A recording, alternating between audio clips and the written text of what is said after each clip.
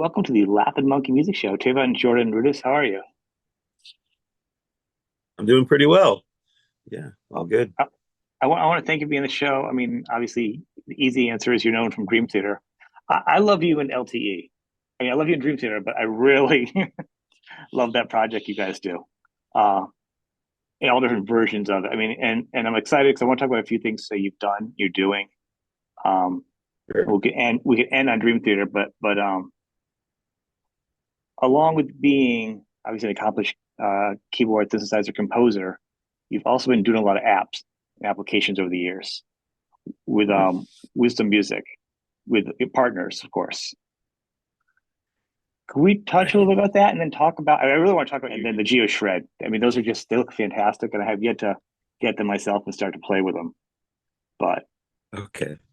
Yeah. yep, The GeoShred is an application, a musical instrument. It's a MIDI controller. It's also a MIDI tone module, but it's a standalone. It can be a standalone musical instrument. Right now, it runs on iOS. At some point in the not too distant future, it'll also be able to run on your desktop machines. Um, but it's an app that was designed in collaboration with um, the people from Karma at Stanford University, the home of where they invented FM synthesis and physical modeling. So GeoShred is a collaboration between myself and some partners that I met out of Stanford. And it's based on physical modeling, and it's an expressive MPE style instrument. The sounds within it are um, ranging from very realistic kind of orchestral sounds and ethnic sounds to kind of stretching the idea of physical modeling and doing some interesting things. Like you can play, like one of the things I like to do on GeoShred is play really cool leads on it. It's got a great model of a string on it that's used. But the amazing thing about GeoShred, and one of the reasons that I even invented it in the first place, was because I wanted to come up with a way to smoothly transition between a fretless modality and a diatonic modality. Basically, meaning that I wanted to go back and forth from sliding notes to playing definite notes. And I was inspired by people like Steve Vai or Jeff Beck, with the way that they would use the whammy bar and just be able to do these great slides from one note to the other. And I kind of felt like, wow, with technology, let's figure out a way to really make that kind of play more possible for everybody. right. So that was my initial kind of like incentive to do that. And so I set out, I've been working on that kind of thing, that kind of pitch intelligence for a long time, ever since starting with MorphWiz back in the day, which was my first app the year that the iPhones first came out. And that actually won a Billboard award for the best music app back then. It got me kind of into all this and gave me some credentials to keep on making it happen. So GeoShred has become quite a popular app, sold hundreds of thousands of apps worldwide. The country that it's the most popular is the US, but believe it or not, the second most popular country is in India.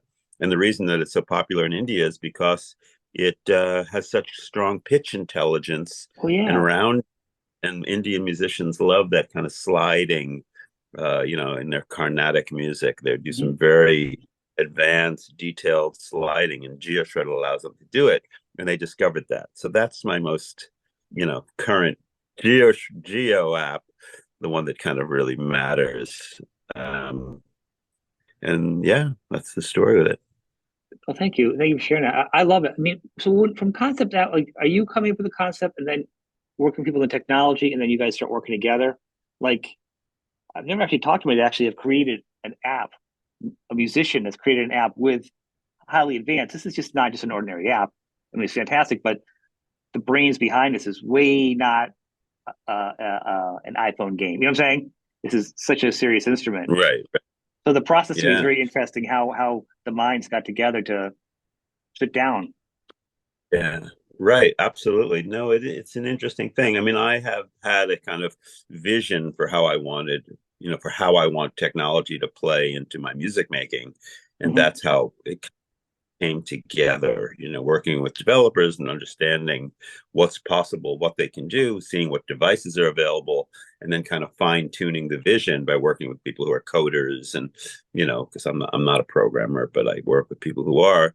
And so, yeah, that's how this like GeoShred came together by just a meeting, out when I was in California with the Stanford team and talking about what I wanted and what they offer. And then we put our heads together and created this amazing thing.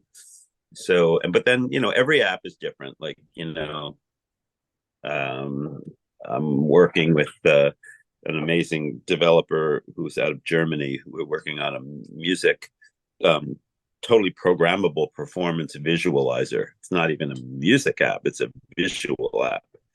And I had the idea that wouldn't it be cool to have a music visualizer, but have something that was totally like flexible for the user and really something that could go in almost like a synthesizer and create, your own visuals in different modes, like fractal mode or liquid mode or anything like that. Matter of fact, we just posted about it on the Dream Theater socials because it's a very powerful visual kind of platform that could be used in live shows. And so that was a particular kind of relationship. And then, years ago, I had an app called Sample Whiz. It came out after MorphWiz, and that was pretty cool. My vision for it was that I wanted to put a sampler in everybody's pocket and have it be really cool and flexible and just fun and powerful. And so when it came out, it was very popular. That's probably about 13 years ago. Yeah. But these more days, I partnered with a company called Blius out of France, and we had a vision for how to take Sample Whiz and bring it into now. And so we added some very cool granule uh, granular synthesis functionality, and we added some more kind of complete parameter set and amazing effects, and it's the next level of coolness that you can have like with you anywhere. That Sample is too. So every app is a little bit different, and I kind of am interested in so many different aspects of music and technology and expression that there's a lot of cool and fun things to do. And one last thing about that is on the Yeah. horizon for this year is follow up to MorphWiz after 14 years or however long it's been since the original one. Because MorphWiz, the concept of it was that we morphed between waveforms and visual icons of those waveforms back then. But the morphing back in that day was more about crossfading, whereas the Right. morphing now is ability of audio morphing of waveforms. So it's morphing now.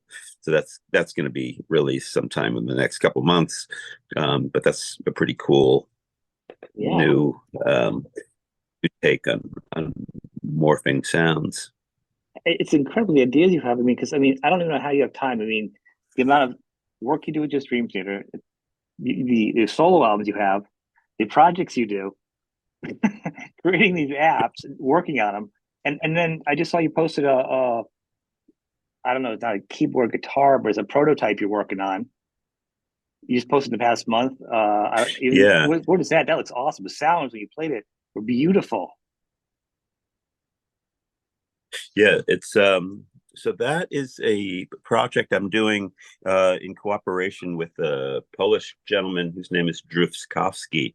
He's a great luthier. He's a great builder. He's an architect, actually. So when I came to him with the idea of building something that's a keyboard and guitar as one instrument, he immediately got a sketch pad out and started to draw all this stuff. And then when I was in the UK recently with Dream Theater, we did measurements and, just kind of figuring out the ergonomics and the logistics of having this kind of like, new instrument. Obviously, it can't be too heavy because it's two things. So, and Right. one of his specialties is building very light instruments, working with carbon fiber and doing, guitars that only weigh like a couple of pounds and stuff like that. So, yeah, we were inspired, and I work in a lot of cases. I work with people who are very motivated as well, and can help to see things through. So that project, is underway.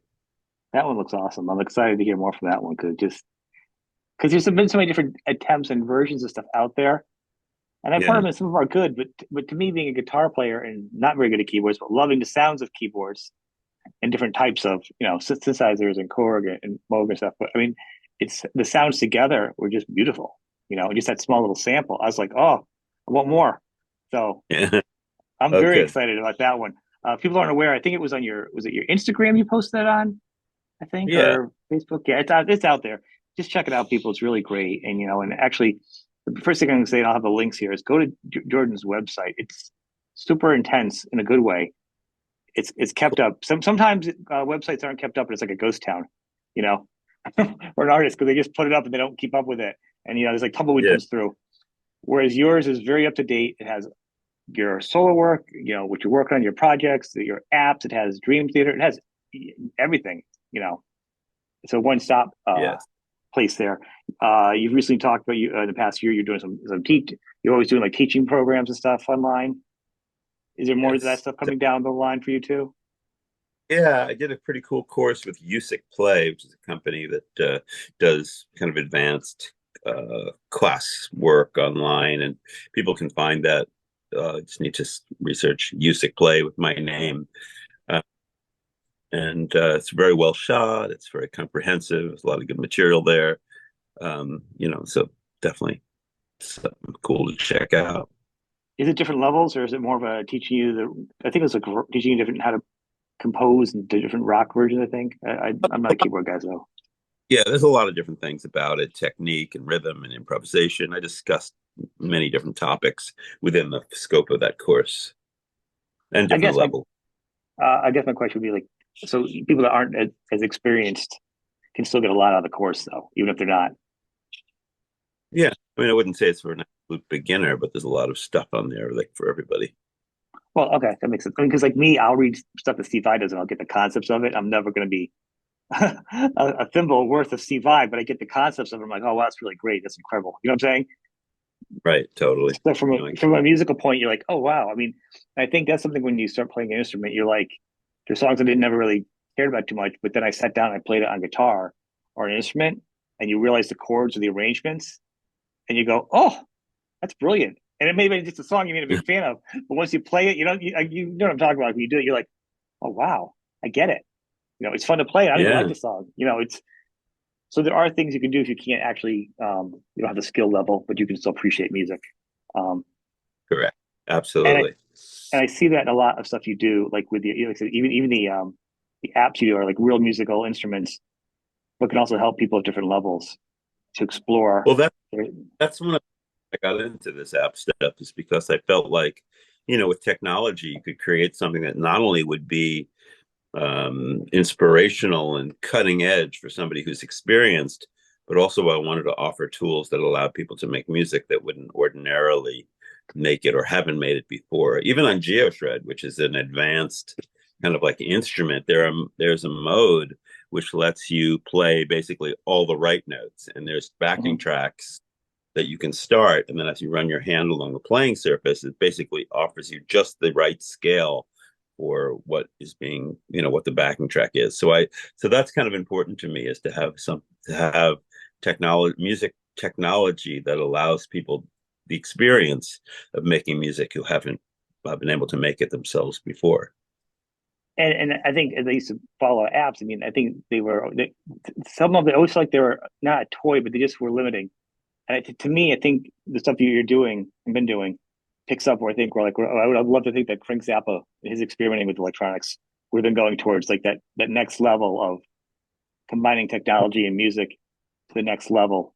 You know, And um, it's really, the whole thing is really important. The other side of the whole like technology thing, and people sometimes when you start talking about like technology, you get this immediate feeling like, oh, maybe it's something that's cold, like it's more just like yeah, a machine, not connected with with who we are as human beings. And what's really important to me, actually, and has been important since my time touching an electronic instrument, is that kind of like fluidity or expression that I've wanted to achieve using electronics. Like there was an old argument that electronic instruments were just not sensitive, that there was all like you couldn't get dynamics, or it's not responsive like a violin or a cello or something like At one that. point, they weren't.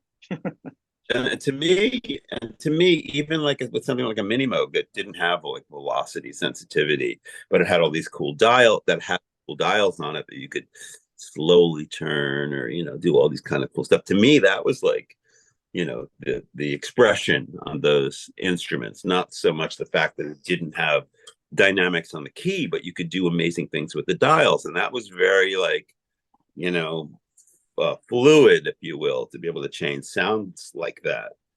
So, but fast forward a little bit, and now you've got instruments that actually on the like keys, we went from just like synthesizers that started out with no velocity control to having added velocity, having aftertouch, having something called polyphonic aftertouch. Nice. Now we're even up to a point where a company out of France just released an instrument called the Osmos, which takes the whole keyboard playing experience to like another level and offers a level of musical expression through technology that's greater than any keyboard instrument that I've ever played. So it's pretty cool. So that whole argument about not electronic instruments not being expressive is basically blown out of the water completely. Now it's like, wow, maybe there's more expressive possibilities on this electronic instrument than there is on the piano. And in many ways, you'd have to say anybody who dives into it and understands what's going on would have to say, well, yeah, I see that, because there's amazing things you can do with your touch and your fingers, and it's like incredible. Well, it is. It's incredible, and it makes it so most people can do it. I think some people are like, well, if you can play it, you can program it, anybody can do it. And that's I think that's also a weak argument. And you could say like with all the Apple stuff that's come out over the years, no one's breaking down the doors writing hit singles with it. You know what I mean? There's still something to writing a song. You can have the best gear set up in the world, but you need to have the full Yeah. package as far as songwriting. I mean, everyone can write a couple of beats and you're going to hear it. I mean, there's beats everywhere you can buy or a couple of keyboard sounds, but it's not a song. A song is the whole structure. It's are you serving the song? Yeah, you're right. I mean, it's just like it's kind of like we keep, as manufacturers of musical technology and products, we offer these amazing things to people, and it's great. I mean, you can enrich somebody's life with an instrument that allows them to make some music if they've never made music before. But are they going to become the next, Mozart or, you know, Keith Emerson, or pick your Right. favorite? No, not really, because that's a bigger package. I mean, even let's talk for a second about like music and AI. Like AI is moving so fast now on every medium. It's just every day you wake up and you go, oh my God, Google, Microsoft, da da da. Yeah. Everybody's offering incredible things, and they can write lyrics and poems and stories and coding and da da da. But what's the end result? I mean, okay, that's great. They're wonderful tools.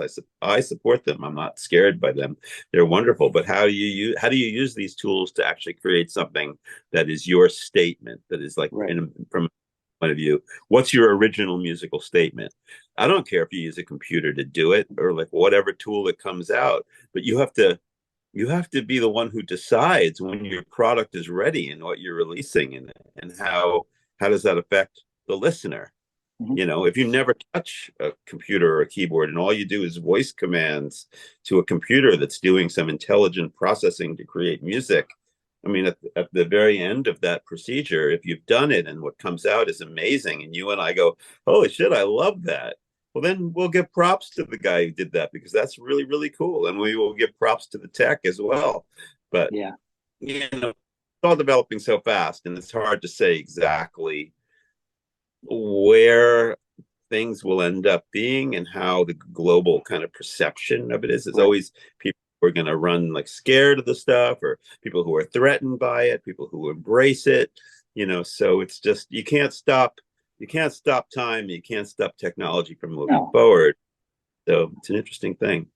It is. I think an example is like my concern is always like when you see that it waters down and doesn't give artists credit. Like they're like, I can do that because it's on Apple. Like I'm not saying this product by any means because yours this looks fantastic. I'm excited as a musician about this stuff. But I'm saying like when Yeah. Apple first came out, like I would just go for recording and video right at the same time the Mac was coming out. Everyone's like I'm learning how to shoot and edit and everything else. Next, you know, everything's on my MacBook now, right? And everyone's like, I Right, could do right. that. Well, it's not the same thing as recording studio. It's not gonna be like live drums. It's not like it's not the same. Or everyone's got their phone. They're shooting. Actually, phone videos gotten really crazy good. But Yeah, but that's probably more of an exception because some people have done some really great stuff. But if you think back to some yeah, really good stuff with handheld film and cameras to begin with, that's probably a little bit more of a loosey goosey medium. I guess my point is, I think when people hear a simple thing they think they can do with everybody else, and they take an artist that's really good and has other skills, it kind of yeah, dumbs them down. Like I can do that, you know. It takes away yeah. from who that person is, the other creative source, because there's so much more to it. I mean, Yeah. I, I wonder with you though, because you've all the keyboards, you've always been combining your keyboards and sampling and building stuff together for your tours. When you were younger, were you also building computers or putting pieces together? Were you an electronics guy? No, not at all. That's not my Really? background. My classical piano. Well, I know that part, but I know a lot of keyboard guys that build new stuff, just Oh like yeah. you. I'm Our the computer, you know what I'm saying? They're always been building their own sounds. I'm the least mechanical person that you know. Like literally, I do that. But I have a when it comes to sound and all the things that go into making sound, I have a real kind of like progressive vision for how it should be done. And I understand a whole lot more about like, what's possible, what, with coding and what Right. programmers can and can't do. That's kind of like where my head's at. And also I'm really connected with, like especially from all the years of experience with the user experience of using all these tools. Like I I approach the synthesizer and I start getting in there and playing with the oscillators and filters and LFOs. And, over the years, I've been able to absorb that stuff and I understand what all those things are. And, but how does it feel to actually, as somebody who wants to make music, how does it feel to actually, get in there and make use of all that? How quickly Right. am I able my goal? What kind of clarity is there? Like I'm a perfect like user in the sense that I'm like everybody else. Like if it's confusing, it's confusing. And I'm not afraid to say so. Like I don't understand this. Like, and then to work with people to some people are of the mindset that they don't understand it and it's beyond them and they can never Mhm. do it. And that's sad because I'm like, yeah, I don't understand this at all, but I'll call the Really? developer explain this. And oh really, like why can't you make that a different color so I'll know that that's the button to close the Yeah. screen or what. So I I like that. I like that. start thinking about user interfaces and not being afraid to say, hey, I'm a regular guy and this needs to be clear to me and I can't see it and I don't understand because there's nothing that's telling me, so make it better. So I think that's part of the reason that I've had some success in the field of working with Yeah.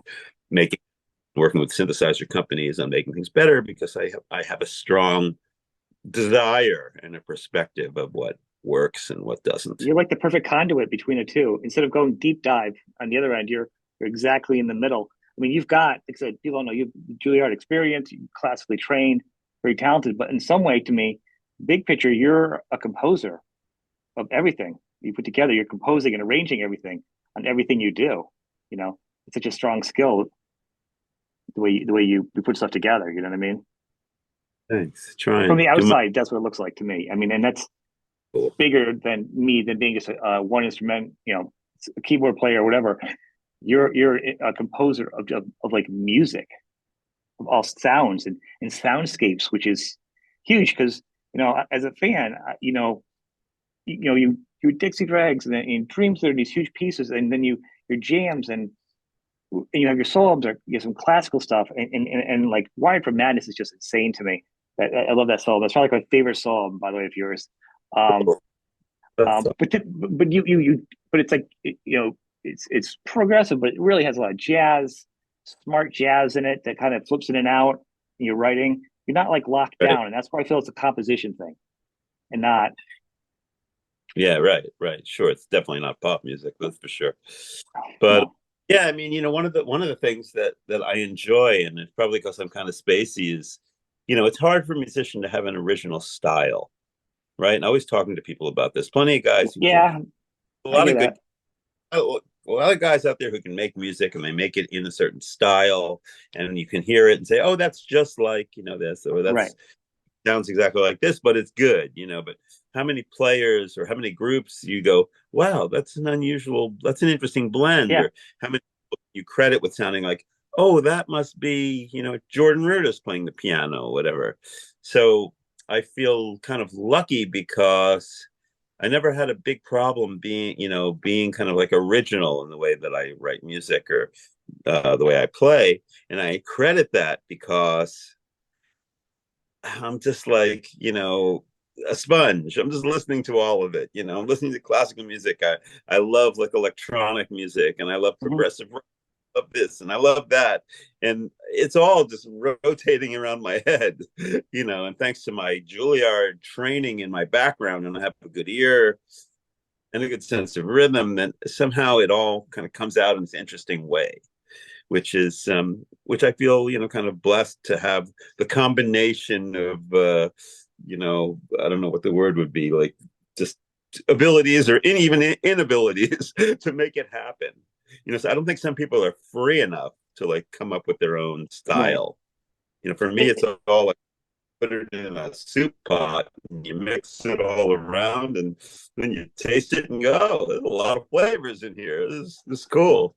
well, you have a way of playing. To me, I love it because and a lot of my favorite artists too, like you, and that's why you're one of them because you serve the song in everything you do. Like in Dream Theater, you play for Dream Theater, but on your solo you play differently. I mean, everything's different. Like in Dream Theater, it's like epic and it's this and it's on a version, but then like you'll do, like Wired for Madness. You're like that person is more like crack his knuckles here, hold my drink. Like if there's like the way you go into each things, you go to each song deep into each one without being locked into a certain. I can only do this because I'm known for this. This is where the song's going, and then if and you also don't. Right, right. I don't. I find like Yeah. overplaying, and I also find like all the guys in LTE aren't really overplaying. You guys are all working together, which is something like I think like the Aristocrats cast do also. You all work together in a way where each instrument complements each other and builds like a house, musical house, without stepping on Mm, somebody. And that to that's me cool. Yeah. I mean, is I think, important. yeah, that's cool. I mean, I think that, like people in the prog genre, guys like us in Dream Theater LT, and we like to play and we like to dance with the Yeah, fingers and all that good stuff. But on the other side of that, it's important to, and because you listen to our catalog and but it's not all about like just playing fast and crazy. no, If you've anybody who really knows like Dream Theater and knows like all my music knows that I'm not always playing. I like to play fast and right, dexterous and that, but that's not all that's going on. I also really love to play very slowly and very gently. And, to me, having a good musical technique means that you can play effectively fast and slow. Because if all you can do is play like quick scales and arpeggios, and then when it comes to making music that's dynamic and slow moving and beautiful, you can't do it. Well, then you don't have a good technique. Then you right. only have half equation. You can play a quick scale, great, but that doesn't mean you can play music. So yeah, I mean, I really value the looking at the bigger picture, of everything. I get honestly, you know, um, a little upset if somebody says, "Oh, he just plays fast," because it just means to me that they don't even know, they haven't really taken the time to, and that's okay. Nobody has to, but they haven't taken the time to really understand what, like, I do or what we do. Right. Even if they say John Petrucci, he's a shredder, but that's not true. Like John Petrucci plays some of the most beautiful, expressive melodies on the Right. guitar that anybody ever has. So, and that's a big part of the reason that he is who he is, because he plays these beautiful melodies. It's not all about the fact that he can play incredible picking and that 250 beats per minute or whatever. It's more than that. But the So fact that you can have so yeah. many talented people together, even say in LTE with and Tony and Mike, and I mean, everyone's top of the game, but everyone is so good that they realize it works together, how to play with other people, and the puzzle works together. Yeah, and like in your soul stuff, like I mean, actually, a chapter in time, not on iTunes. Is that ever going to come on iTunes? So I can stream it easier. Your solo Well, album. maybe. Yeah, that probably one day. Yeah. That'd be awesome. Because like it's easy when I'm at work, I can stream all your stuff on iTunes. And I can't stream that one. Once again, you will do Uh, something that the danger of a lot of guitar players will do, like they'll shred, but they don't want to slow down and play a simple melody. And some of the best guitar players will play the simplest melodies or something very simple and not have to shred. You'll have the simplest melodies. And it's not about ego. It's about the most beautiful piece of music. That's just simple. yeah, I mean that's being looking at it from a more complete kind of perspective. And I should say that also, and it's interesting because we live in an interesting age when there's Instagram and these short clips and Right. musicians who are more focused putting little things on Instagram. I mean, it is cool when you can like scroll around on Instagram and you like stumble upon a guy playing like the cleanest or quick arpeggios that you've ever seen in your life, or somebody who picks faster and cleaner than anybody Right. else. And I'm not, I don't say anything like negative about like those people who that's what they do. Maybe they don't know how to write music at all, but they've got an incredible dexterity, Of course. or the pick, and I applaud them. It's like a great sport. It's like somebody who can do some amazing like jump, or they can just accomplish something physical that other people really can't, and it's a high level to that. Are Right. they It's the just like a greatest musicians ever met? No, no, but hey, credit, because they figured out something with absolutely. their minds, and they can really like achieve something great. Is it John Petrucci? No, because No. John Petrucci's a composer, and he said, he changed the music world with Right. Dream Theater. But is doing something really really cool? Yes. Okay, great. You know what I mean? Well, So I don't want to. I don't no, want no, no, to no. It's not you being change negative. the people. It's Yeah, not I that want like to make that. sure that people understand that I also have with incredible particular skills. It's Right. just, what does it take to really be a full musician? A little bit different.